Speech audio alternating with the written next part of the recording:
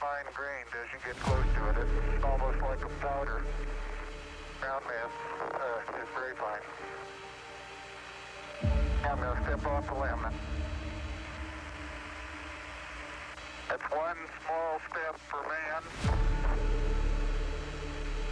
one giant leap for mankind. Oh, that looks beautiful from here, Neil.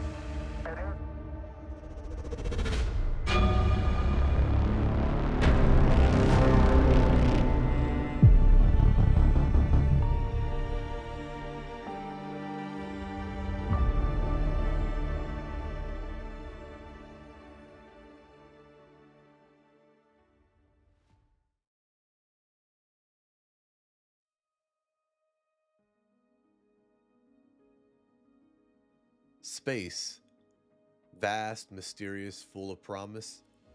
In 2012, Star Citizen set out to give us the ultimate space experience. A universe where players could live, trade, fight, and explore in ways never before seen in gaming. But over a decade later, one question still lingers. Will this dream ever come to fruition? Or will some of its most dedicated backers never live to see the finish line?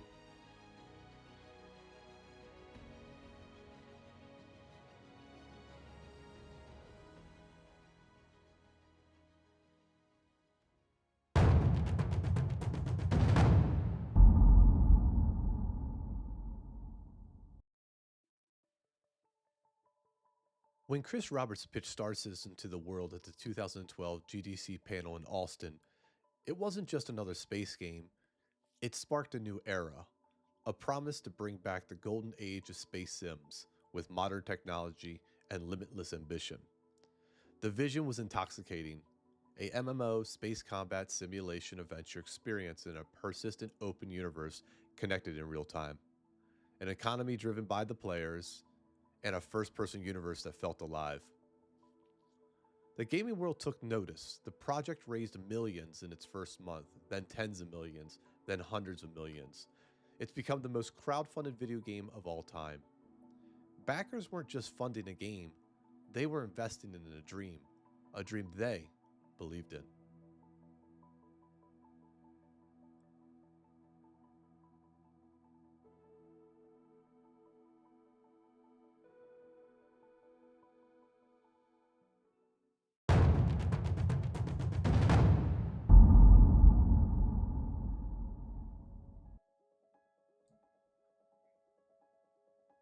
As the years passed, development became complicated.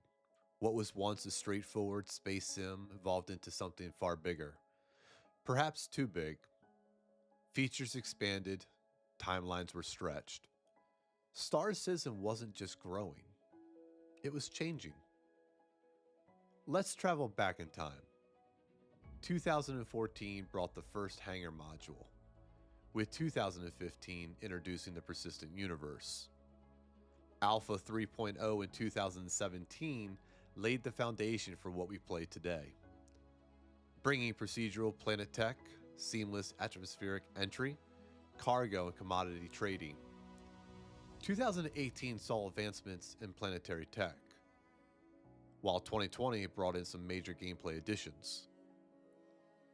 But the true game changer came in December of 2024, when Pyro and server meshing finally went live. It was the Lombardi Trophy to a football player, a symbol of ultimate achievement.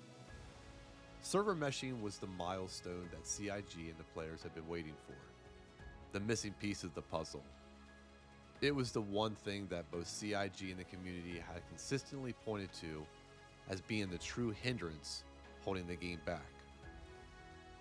To kick off 2025, Chris Roberts released a letter from the chairman, outlining CIG's renewed focus on improving Star Citizen's stability and overall playability.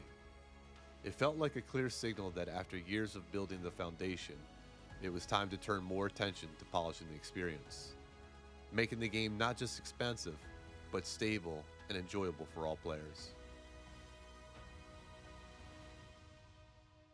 Yet the finish line remains elusive.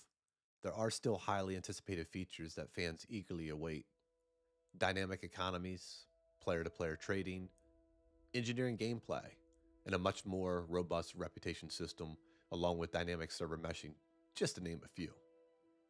And then there's base building, along with the promise of player space stations. Additions expected to push the game into an entirely new territory.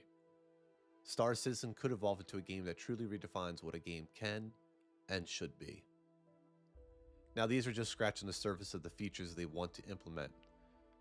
You can learn more about the features not mentioned here by checking out the roadmap over at Robert Space Industries website, which I'll link in the description of this video. And we can't forget about Squadron 42, the much anticipated single-player campaign. After an impressive demo at CitizenCon 2024, which unfortunately was cut short due to technical difficulties with showcasing the demo, the footage was released on Star Citizen's YouTube channel just a few hours later that day. The excitement around it remains high, but as of now it still doesn't have a firm release date, with only a tentative 2026 window on the horizon as indicated at the end of the demo.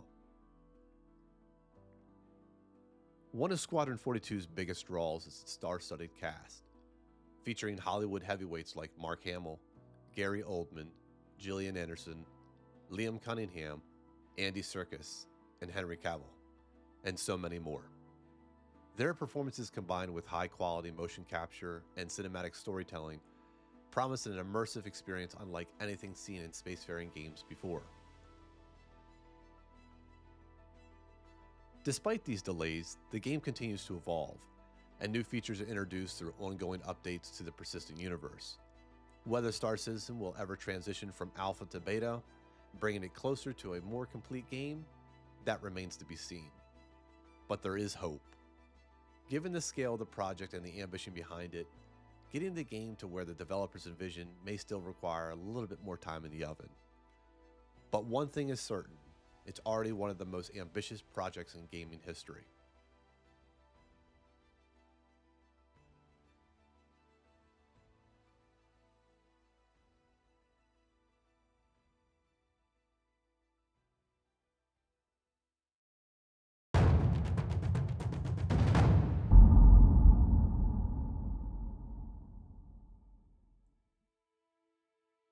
For many fans, this is just part of the process. Game development takes time. They say, it's a marathon, not a sprint. And to be fair, no game has ever attempted what Star Citizen is striving to achieve on this scale. But for others, especially older backers, the wait isn't just frustrating, it's unsettling. Some have followed this project since their 40s, now well into their 50s or 60s. They find themselves asking, will I ever see the final product? For them, Star Citizen isn't just a game. It's a vision of the future they dreamed of experiencing, a journey they wanted to be part of. But time is the one resource no one can ever reclaim. Money can be earned, technology can evolve, but lost time, that's gone forever. Many individual backers have invested thousands, tens of thousands, or even up to 30,000 or more into Star Citizen. Some might consider that a waste of money. Others would argue that if it brings joy, it's money well worth spent. Hobbies can get expensive, whether it's cars, collectibles, or even something as abstract as a virtual universe. But when something brings real value to your life, does the price tag really matter? For many, the investment isn't just about the dollars and cents. It's about the experiences, the growth, and the community it creates. In the case of Star Citizen, the cost is more than just the ships or the game itself. It's about what those things bring to the table. It's about the potential for something greater, and the personal enjoyment of being part of something evolving. When it enriches your life, the price often takes a back seat to the experience. The community's frustration isn't just about impatience.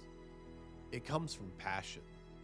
Players see the incredible potential that Star Citizen has and they're eager to experience the full vision of the game they've been supporting. After all, they've invested their time, energy, and let's not forget, money into something they believe in. They just want to see it finished, to play the game they've been dreaming about for so long. At its core, Star Citizen is a shared dream, a dream that isn't bound solely by the ticking of the clock.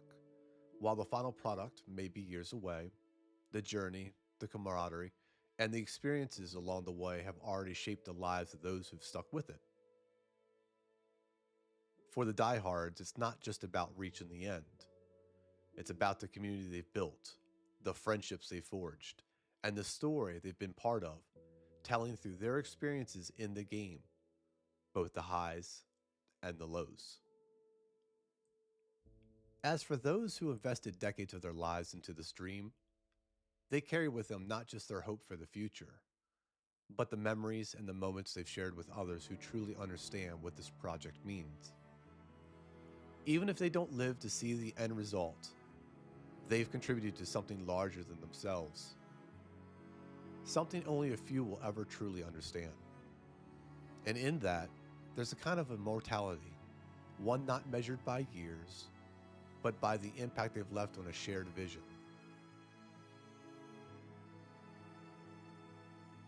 Life is precious, and at times we're reminded of something called FOMO, fear of missing out, a reminder that time waits for no one. In the end, it's not just about whether Star Citizen ever fully delivers. It's about the journey, the community, and the undying hope that what we dream of today can become a reality tomorrow. Whether you're an early backer or just now stepping into the project, one thing is clear. This is more than a game. It's a piece of history in the making. And for those who have stood by it all these years, that's something truly special.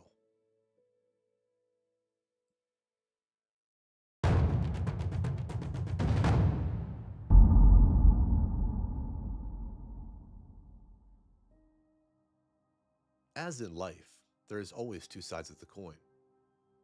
So let's play devil's advocate. Is this all worth it?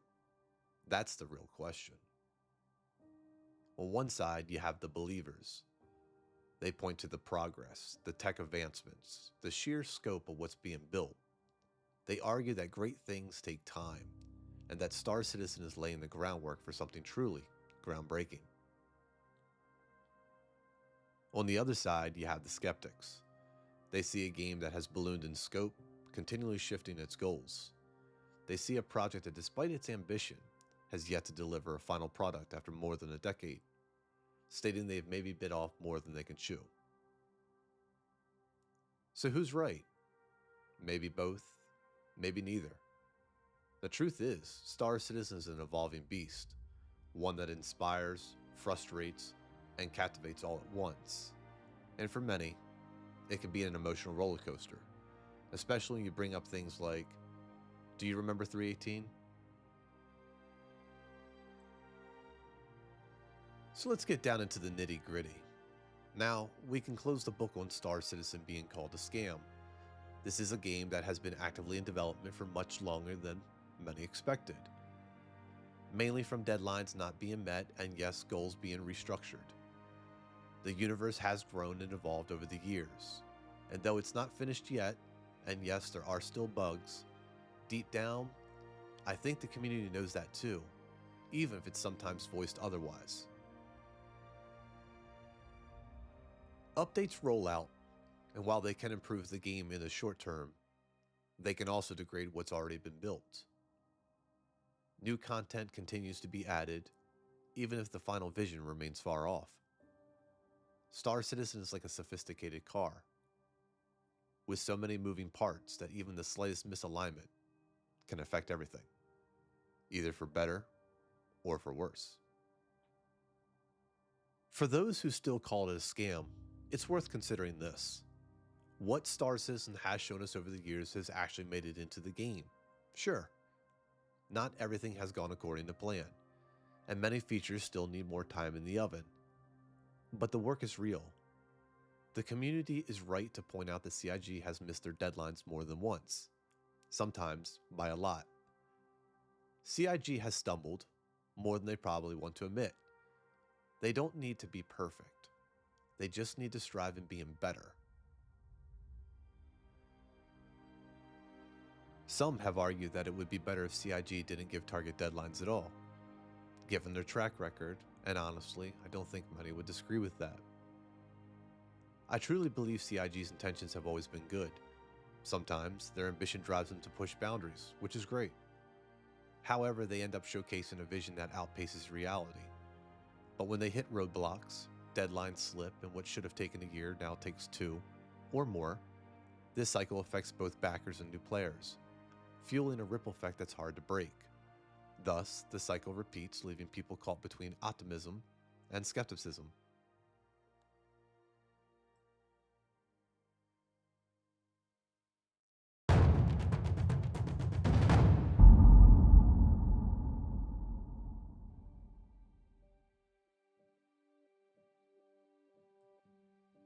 So what does the future hold?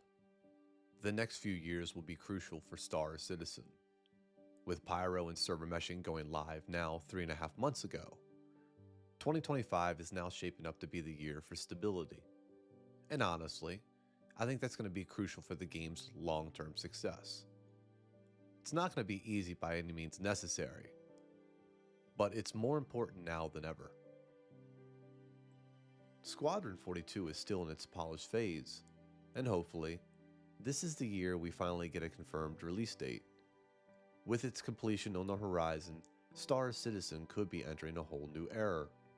But the question remains, will it be enough? Will it live up to the years of anticipation and high expectations? There's plenty of optimism, but if history has taught us anything, crafting a masterpiece takes time. Last but not least, CitizenCon. The past few conventions have been packed with excitement, giving us a glimpse of what CIG has been working on and even what they're just starting to tackle. With the team focused on improving the stability of the persistent universe, I'm curious, will Squadron 42 take center stage this year? Or will it focus and shift more towards Star Citizen 1.0? Where we get a deeper look at the game's economy and how the universe reacts to players' actions. Maybe we'll see more gameplay from systems like Nyx, Castra, and Terra, and get a better sense of how they'll really come to life. No matter the focus, CitizenCon is always a key moment for the community to see what's next. After everything we've looked at, the progress, the delays, the hopes, and the frustrations, I can't help but ask myself, where do I stand in all of this? This is just my point of view. I've only been playing Star Citizen since June of 2022, and when life isn't keeping me busy, I'm jumping into contracts, missions, exploring, and meeting some of the most amazing people along the way. Some missions go smoothly, but others, not so much. NPCs disappear, boxes don't spawn, and sometimes things just get stuck on the graphics. Or my favorite, I fall through the graphics. Moments like that have me saying, man, that sucks. I just wasted 30 minutes of my life. But over time, I learned to reframe things a little bit better. Started looking at it a little differently. Before that glitch even happened, was I having fun? The answer is yeah, I was. And it makes it a lot easier to roll with the punches even when things sometimes don't go the way I hope they went. At the end of the day, I know I'm not the only one that deals with this. We all do. And yeah, the game still has its issues, but I can't deny how far it's come, even in the short time that I've been playing. What first caught my attention was the game's visuals. Coming to Star Citizen being a huge Mass Effect fan, the first 3, and the love for the show called The Expanse, Star Citizen felt like the perfect mix of both worlds. Over time, I really got into it. Whether I was playing the game or actually watching some of the content creators I've been following for now over a couple years, and still watch. One of the biggest reasons I wanted to get into Star Citizen was because it was a space sim with real consequences. Now, this might be a far reach, but kind of take Tarkov in space, but with a bigger sandbox and some safe zones. So for instance, where in Stanton, you're more likely to get more protection. Now, while that's something that's being more implemented into the actual game, but then if you go over to Pyro, that's where things get risky. High risk, high reward. The real Wild West of space. Honestly, I love the ride so far. Do I think stability should have been a bigger priority a couple years ago? Absolutely. But at this point, it's moot. They're working on it now, and hopefully they'll stick to their guns and make it the main focus moving forward. With that said, I get that building a game on this massive scale takes time and money. No one works for peanuts. Well, except for maybe Dumbo. And CIG, they're no Dumbo. They're a team of talented developers chasing an incredibly ambitious vision. Whether you're back in the game, testing patches, or just playing, you're helping shape it in one way or another. Even though the game has its moments that can give some frustration, I and many others understand it's still a game that's a work in progress. A game this ambitious isn't something you just slap together. With CIG focusing more on narrative-driven content, I think that's going to be huge for immersion. Building a massive universe is one thing, but making it feel alive, that's what will take Star Citizen to the next level. And honestly, adding more story to the persistent universe isn't just about testing narrative ideals. It's also a smart way to keep players engaged while they work on the stability behind the scenes. But again, that's just my take, but I hope that's part of the plan. At the end of the day, if making a game like this was easy, every big gaming company would be doing it. But they're not. CIG is the only one even trying. And yeah, I know it's cliche, but it's true. Rome wasn't built in a day, and Star Citizen won't be either. I think it's important to hold CIG accountable when it's fair and justified. But it's just as important to recognize their progress and give credit where it's due. Because whether we like it or not, we're all part of this journey together. One thing is certain, Star Citizen is still writing its story. And whether you're a believer, a skeptic, or somewhere in between, you're part of it. Maybe that's the real magic of Star Citizen. Not the destination, but the journey.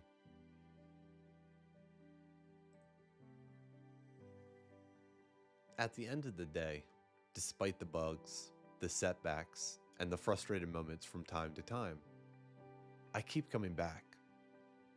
Because for all its flaws, Star Citizen gives me something I've always wanted. A universe that feels alive and continues to expand with each update. Where I can carve out my own story among the stars. When I step into the cockpit, explore a new planet, or just take in the vastness of space, I remember why I love this game. And for now, that's enough. To my fellow citizens, what do you think? Is Star Citizen worth the wait? Will it ever be finished? Drop your thoughts in the comments below.